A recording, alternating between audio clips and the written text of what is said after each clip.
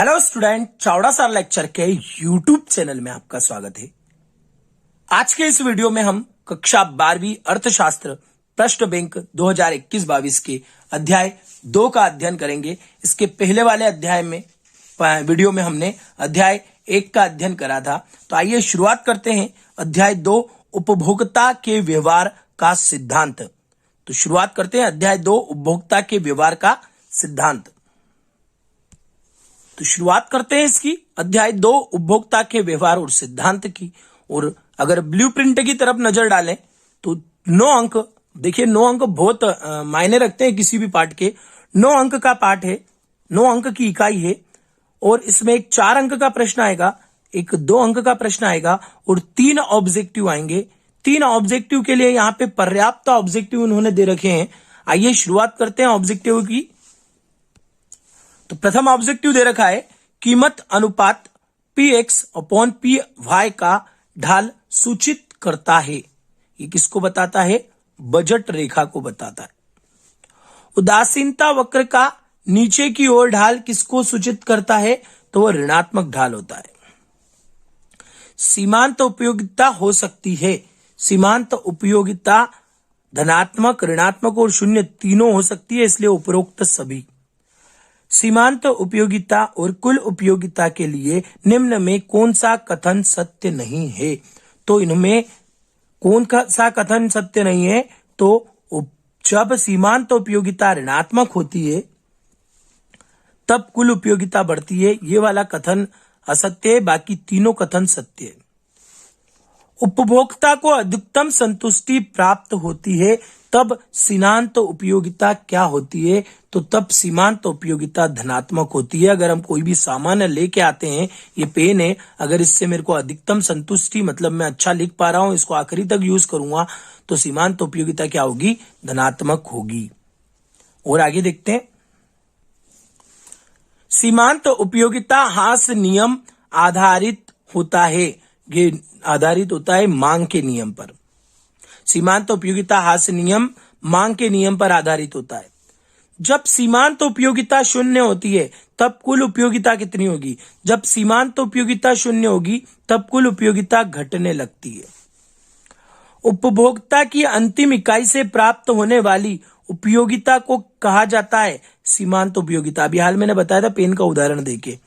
तो उपभोक्ता की अंतिम इकाई से प्राप्त होने वाली उपयोगिता को सीमांत उपयोगिता कहा जाता है। उपयोगिता को परोक्ष रूप से मापा जा सकता है। उपयोगिता को परोक्ष रूप से मापा जा सकता है मुद्रा द्वारा। पैसे से उपयोगिता को नापा जा सकता है, बाकी और कोई तरीका नहीं है उसको नापने का। और आगे देखते हैं। नेक्स्ट है सीमांत उपयोगिता है कुल उपयोगिता में वृद्धि। उदासीन वक्र संश्लेषण द्वारा निम्न में से कौन सी स्थिति उपभोक्ता संतुलन की है? तो इसके लिए आएगा आपका सी। MRSXY/PX/PY। अगर इसको यहां पे आपको समझ में नहीं आया तो मैं अलग से लिख के बता देता हूं। MRSXY=PX/PY। सुरेश द्वारा सेब की 6 इकाइयों से प्राप्त कुल उपयोगिता 300 और 7वीं इकाई से प्राप्त सीमांत उपयोगिता 30 है, तो उसकी कुल उपयोगिता 7वीं इकाई तक कितनी होगी? तो उसकी कुल उपयोगिता 7वीं इकाई तक 330 होगी। उपभोक्ता संतुलन, उपभोक्ता संतुलन स्थिति में होगा यदि सीमांत उपयोगिता वस्तु के लिए समान हो वस्तु की कीमत पे। कब होगा उपभोक्ता संतुलन स्थिति में? जब सीमांत उपयोगिता वस्तु के लिए समान हो, किस पर? वस्तु की कीमत पर। उपभोक्ता संतुलन स्थिति में होगा उस बिंदु पर जब बजट लाइन रेखा उदासीन वक्र के लंबवत हो। याद रखना, उदासीन वक्र के लंबवत। यदि MUY 20, MUX 60 कीमत Y वस्तु की 4 रुपए, तो X वस्तु का मूल्य क्या होगा? तो X वस्तु का मूल्य यहां पे होगा 12। X वस्तु का मूल्य क्या होगा? 12 होगा। उसको हम हल करके भी देख सकते हैं चाहे तो। देखिए 12 कैसे आएगा ये भी बता देता हूं। 20/60, 4/x, 20 तिया 60 हो जाता है, 4 तिया 12 हो जाएगा और x उस साइड चल जाएगा।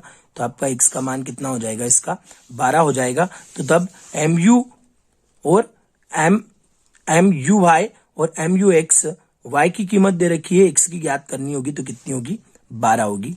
यहां तक आप लोग देख लीजिए। आगे बढ़ते हैं 16वें पे। तो हमारा दे रखा है उदासीन वक्र सदैव होता है। उदासीन वक्र सदैव मूल बिंदु के उन्नतोत्तर होता है। दो वस्तुओं के बीच विनिमय दर उदासीन वक्र विश्लेषण से दर्शाता है। तो इसका उत्तर आएगा कीमत रेखा।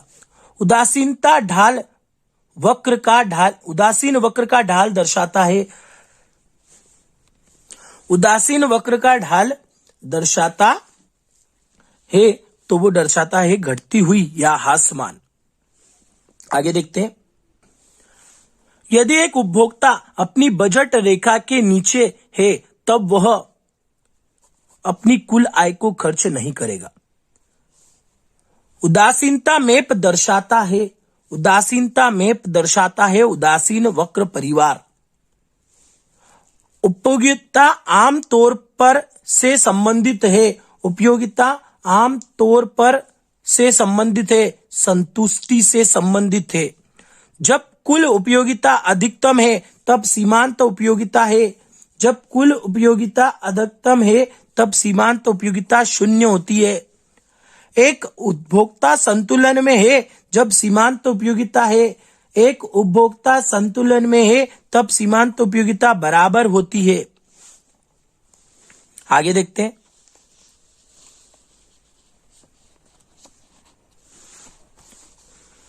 की वजह से एक उपभोक्ता का खर्च प्रतिबंधित है, की वजह से एक उपभोक्ता का खर्च प्रतिबंधित है। सीधी सी बात है, बजट की कमी, अगर पैसा नहीं होगा तो खर्च प्रतिबंधित ही होगा, अपन भी जानते हैं। तो निम्नलिखित में से कौन सी वस्तु पूरक वस्तु है, निम्नलिखित में से कौन सी वस्तु पूरक वस्तु है, इनमें से कोई भी नहीं। पूरक कौन सी होती है, जो एक अगर उपयोग में नहीं ले रहा है तो दूसरी भी उपयोग में नहीं आए। यहाँ पे ऐसा नहीं है, ये तो स्थानापन्न वस्तु है। चाय की जगह कॉफी पी सकते हैं, कोक की जगह पेप्सी पी सकते हैं, चावल की जगह गेहूं खा सकते हैं। तो ये सब क्या है, स्थानापन्न वस्तु है। ठीक है। सामान्य वस्तु की मांग उपभोक्ता की आय बढ़ने पर, सामान्य वस्तुओं की मांग उपभोक्ता की आय बढ़ने पर क्या होती है, बढ़ती है। अगर इंसान की इनकम बढ़ेगी तो आय मांग भी बढ़ जाएगी, अगर इनकम ही नहीं होगी तो मांग कहां से बढ़ेगी। स्थानापन्न वस्तु की कीमत में वृद्धि से होता है, स्थानापन्न वस्तु की कीमत में वृद्धि से होता है मांग में कमी। अगर स्थानापन्न वस्तु की कीमत में वृद्धि हो गई तो उसकी मांग में क्या हो जाती है, कमी हो जाती है। पेट्रोल की कीमत बढ़ जाने पर कार की मांग वक्र खिसक जाती है। पेट्रोल की कीमत बढ़ जाने पर कार की मांग वक्र किस ओर खिसक जाती है, ऊपर की ओर। किसी वस्तु की मांग वक्र खींची जाती है, इन मान्यताओं में, किसी वस्तु की मांग वक्र खींची जाती है इन मान्यताओं में। आगे बताता हूं इसका आंसर में। तो देखो इसमें 3 बातें दे रखी है। एक, स्थानापन्न वस्तु की कीमत में परिवर्तन नहीं होता, उपभोक्ता की रुचि तथा प्राथमिक पूर्वताएं पूर्ववत रहती है और उपभोक्ता की आय अपरिवर्तित रहती है। तो ये सारे ही ऑप्शन इसके लिए आएंगे। अगला है 30वां। देखिए 50 ऑब्जेक्टिव दे रखे, 3 तो बैठेंगे ही बैठेंगे। बिल्कुल धैर्यता बनाए रखे। Chavda sir lecture YouTube channel को सब्सक्राइब नहीं किया है तो सब्सक्राइब कर लीजिए, क्योंकि सारे चैप्टर के वीडियो में आपको देने वाला हूं। और आपको बता दूं, मैं एमए इकोनॉमिक्स कर रखा है मैंने। वैसे मैं साइंस का टीचर हूं, मैंने बीएससी साइंस मैथ्स से किया है, पर एमए में मैंने इकोनॉमिक्स में कर रखा है और बहुत जोरदार एमए की पढ़ाई की थी मैंने। बहुत शानदार रिजल्ट भी रहा था मेरे टाइम का। तो आप लोगों को मेरे से और इकोनॉमिक्स का बहुत शानदार नॉलेज मिल सकता है। खैर गणित तो मैं पढ़ाता ही हूं, फिजिक्स केमिस्ट्री भी पढ़ाता हूं, पर जो इकोनॉमिक्स की बात है वो आपको मेरे से एक अल्टीमेट तरीके से मिलेगी। इसलिए प्रश्न उत्तर वाले जहां पे भी पोर्शन आए वहां आप लोग बहुत अच्छे से ध्यान दीजिए। और आइए आगे के ऑब्जेक्टिव देखते हैं। इनमें से कौन सी वस्तु स्थानापन्न वस्तु का उदाहरण नहीं है? क्या इनमें से कौन सी वस्तु स्थानापन्न वस्तु का उदाहरण नहीं है? तो देखिए, चाय कॉफी तो है, कोक पेप्सी भी है, ब्रेड बटर भी है, शाही का पेन बॉल पेन भी है। यहां पे आएगा ब्रेड बटर आना चाहिए। ब्रेड और बटर ये स्थानापन्न नहीं है। अगर ब्रेड होगा तो बटर खाएंगे, अगर बटर होगा तो ब्रेड खाएंगे। ये हो सकता है एक दूसरे के ऊपर लगा के खाते हैं इनको, इसलिए ब्रेड बटर पूरक वस्तु है, ये स्थानापन्न वस्तु का उदाहरण नहीं है। मांग का नियम कहलाता है कि वस्तु की कीमत तथा मांग की मात्रा में संबंध होता है। तो इसका संबंध मांग वक्र विपरीत संबंध होता है। क्या होता है? इनमें विपरीत संबंध होता है। इसके बाद मांग का विस्तार से आशय, तो मांग का विस्तार से आशय है मांग वक्र का नीचे की ओर जाना। मांग वक्र का नीचे जाना मांग की विस्तार से आशय है। 33 देखते हैं। व्यक्तिगत मांग का निर्धारण होता है। व्यक्तिगत मांग का निर्धारण होता है। इनमें से कोई भी नहीं, किसी के भी द्वारा नहीं होता है व्यक्तिगत मांग का निर्धारण। निम्नांकित मांग अनुसूची का प्रभाव।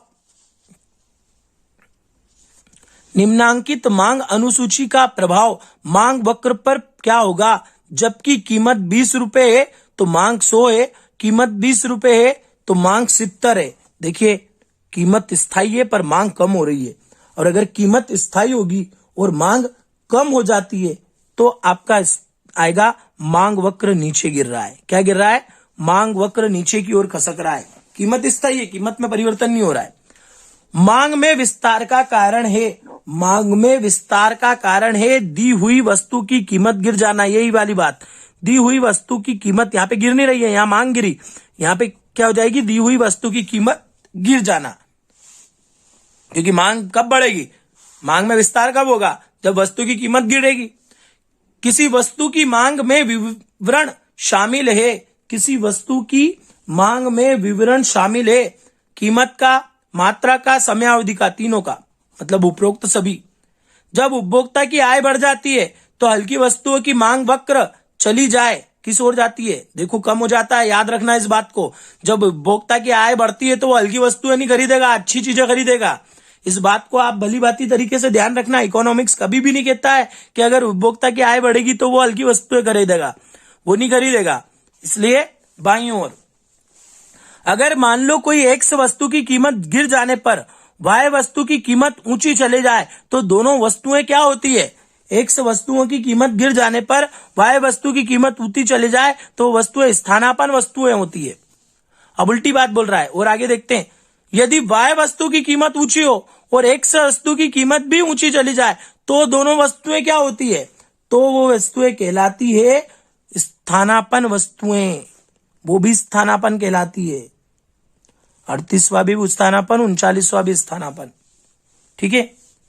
यदि एक्स वस्तु की कीमत ऊंची होने पर उसकी मांग में परिवर्तन नहीं हो तो इसको क्या कहेंगे? वो पूछ रहा है, यदि एक्स वस्तु की कीमत ऊंची हो और उसकी मांग में परिवर्तन नहीं हो तो इसे क्या कहेंगे? तो इसे कहेंगे पूर्णतः बेलोजदार मांग। क्या कहेंगे? पूर्णतः बेलोजदार मांग कहेंगे। इसका जो उत्तर है वो आएगा पूर्णतः बेलोचदार मांग। क्योंकि आटा, गेहूं, आप लोग नॉर्मल दालें वगैरह, इनकी मांग, अगर इनकी कीमत बढ़ भी जाती है तो हम उनको खरीदते हैं।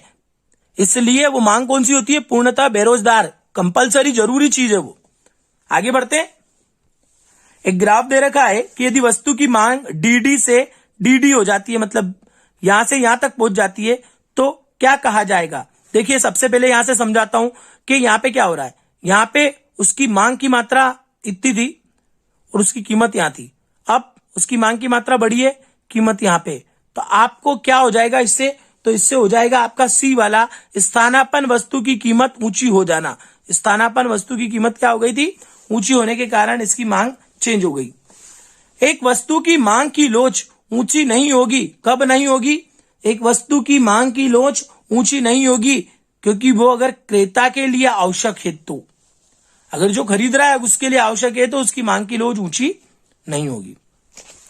किसी वस्तु की मांग कम लोचदार होती है जब, किसी वस्तु की मांग कम लोचदार होती है जब, कब होती है? प्रतिशत परिवर्तन कीमत में और प्रतिशत परिवर्तन मांग की मात्रा में। मतलब अगर ये दोनों बराबर होंगे तो वो क्या होंगे, सॉरी वो सही लिखा था, ये बड़ा होगा और ये कम होगा, प्रतिशत की बात है। तब अगर ये बड़ा होगा और ये कम होगा तब वस्तु की मांग कम लोचदार होगी। निम्नलिखित में लोचदार मांग वाली वस्तु कौन सी है? निम्नलिखित में लोचदार मांग वाली वस्तु कौन सी है? अच्छा, माचिस हमको नॉर्मली जरूरत रहती है तो ये तो लोचदार मांग वाली है ही नहीं। दवाइयां, ये भी नॉर्मल जरूरत रहती है, तो इसके बाद ये भी बेलोचदार है। एनसीईआरटी की बुक आपको जरूरत पड़ती है, पढ़ने वाले स्टूडेंट सबको जरूरत रहती है।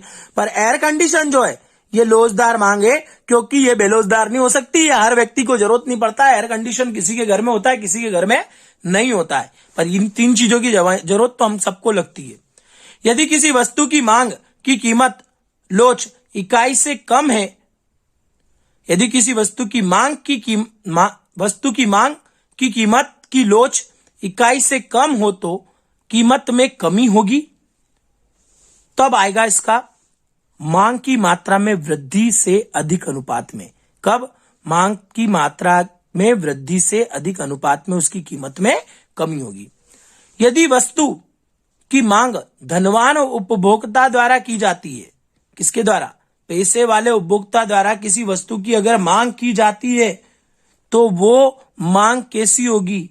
तो याद रखना, वो मांग अधिक लोचदार होती है। क्या होती है? अधिक लोचदार मांग होती है। एक मध्यम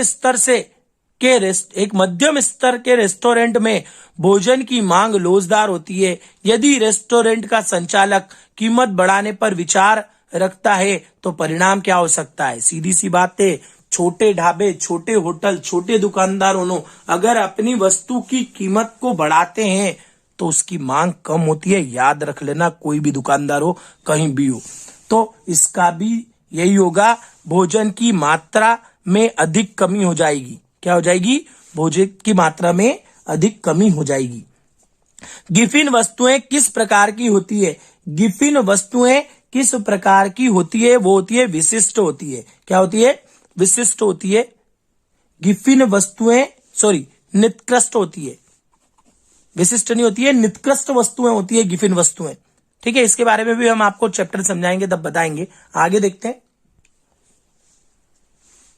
आगे है, शाही के मूल्य में वृद्धि से पेन की मांग में क्या होगा? अगर शाही के मूल्य में वृद्धि हुई है तो डेफिनेटली पेन की मांग कम होगी। ये तो गैर नॉर्मल पेन है हमारा, इसमें शाही नहीं डलती है।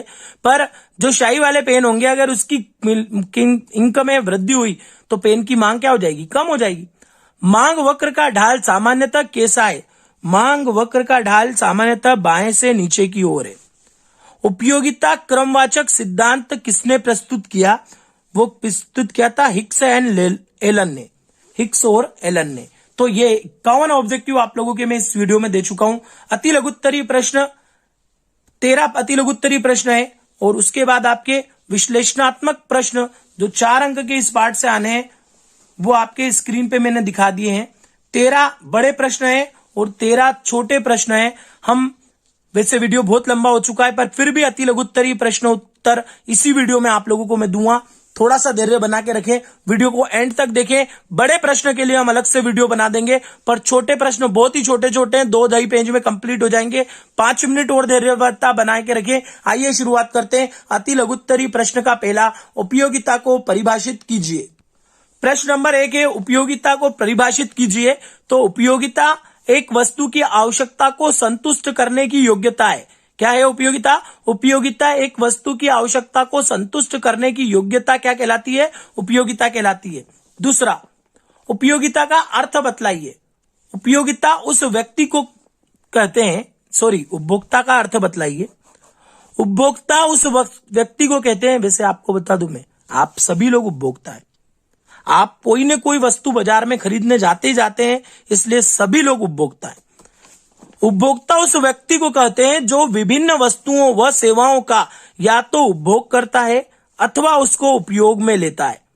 ठीक है, या तो खरीदता है या उसका उपयोग करता है, वो क्या कहलाता है? उपभोक्ता। किसी ने किसी भी वस्तु का, हर व्यक्ति करता है, सभी उपभोक्ता कहलाते हैं। ठीक है, कुल उपयोगिता अधिकतम कब होती है?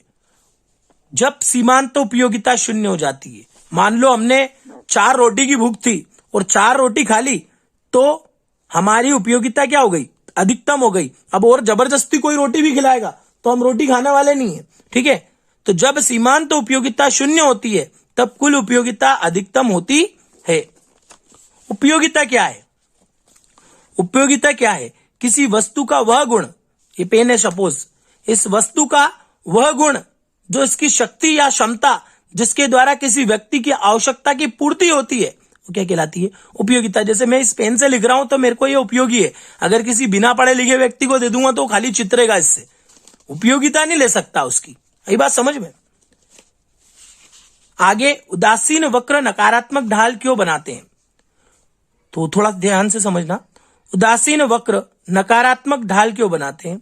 तो किसी एक उदासीन वक्र पर स्थित उपभोक्ता जब किसी वस्तु की मात्रा में वृद्धि करता है, काय में वृद्धि करता है? वस्तु की मात्रा में वृद्धि करता है, तो सीमांत प्रतिस्थापन दर के नियम के कारण इसकी वस्तु की मात्रा में कमी करना अनिवार्य है।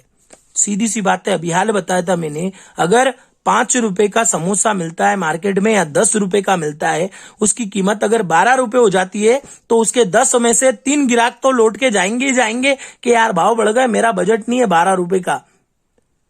तो उसके माल में क्या होगी? कमी हो जाएगी। वस्तु की मात्रा में क्या होगी? कमी होगी। इसी कारण उदासीन वक्र नकारात्मक ढाल बनाते हैं। उदासीन मानचित्र क्या है? उदासीनता मानचित्र क्या है? तो उदासीनता या तटस्थता बोलते हैं, याद रखना। मानचित्र वक्रों के समूह या सेट को कहते हैं। उदासीनता या तटस्थता मानचित्र तटस्थता या उदासीन वक्रों के समूह को या सेट को कहते हैं और प्रत्येक एक दिए हुए संतुष्टि स्तर को दर्शाता है। वस्तुतः उदासीनता मानचित्र तटस्थता वक्रों का परिवार जो 2 वस्तुओं के सभी बंडलों में उपभोक्ता के अधिमान का प्रतिनिधित्व करता है। थोड़ा सा टफ है, याद जरूर कर लेना। अगला देखते हैं, सीमांत उपयोगिता ह्रास नियम के 2 व्यावहारिक महत्व। 2 व्यावहारिक महत्व निम्न है। पहला है, पूरी बात पढ़ने की भी जरूरत नहीं पड़ेगी, कर प्रणाली, और दूसरा समाजवाद प्रणाली। सीमांत उपयोगिता ह्रास नियम कर प्रणाली का आधार है और सीमांत उपयोगिता ह्रास नियम समाजवादी प्रणाली का आधार है। ये 2 इसके व्यावहारिक महत्व है।